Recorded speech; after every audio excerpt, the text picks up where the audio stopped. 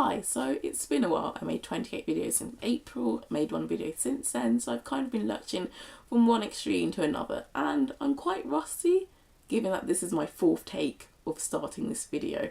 Honestly, I'm just not that into YouTube lately, both in terms of watching and obviously making videos.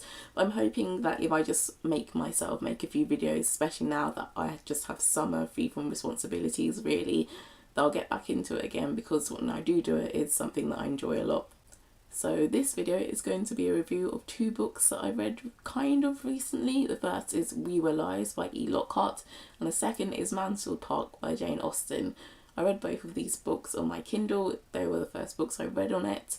I feel like Kindles have been out long enough now for people to really know about the pros and cons of them, so I'm not going to go into that much detail about it. My main reason for getting it was that I'm doing study abroad and I didn't want to lug lots of books across.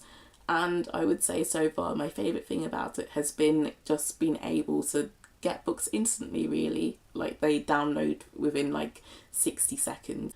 On the other hand, I do want to keep buying books from actual bookstores because I enjoy having them there, and obviously if they don't get money from people buying books from them, they will close down. So on to the first book. I got We Were Lies because it had a huge campaign leading up to its release. Quite a few YouTubers did videos on it and I really enjoyed it.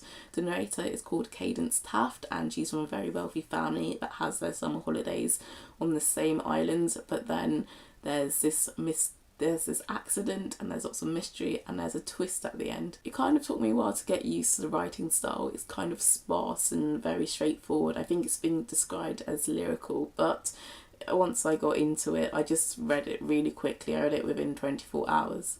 Given that I did enjoy it, I feel like I shouldn't criticise it, because I would say my experience of reading it was like the experience of reading the book. I would give 5 out of 5.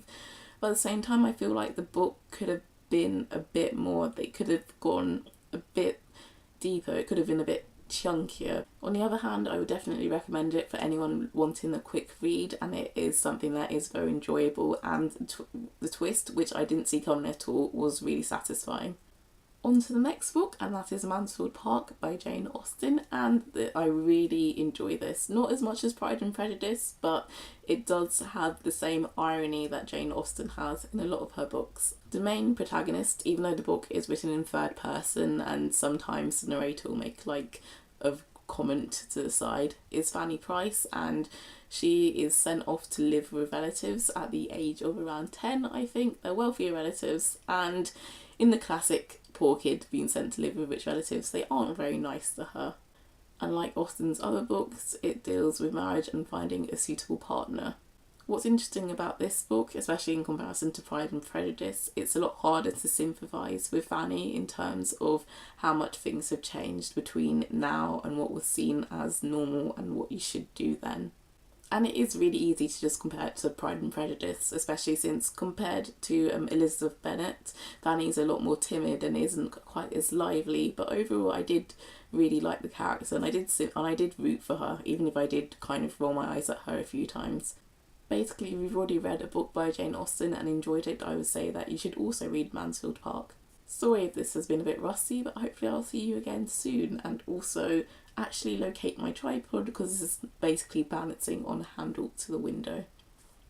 I hope that you're all doing well and that the weather is as nice as it has been for the last couple of weeks in England. Yes, it's actually sunny in England, massive shocker.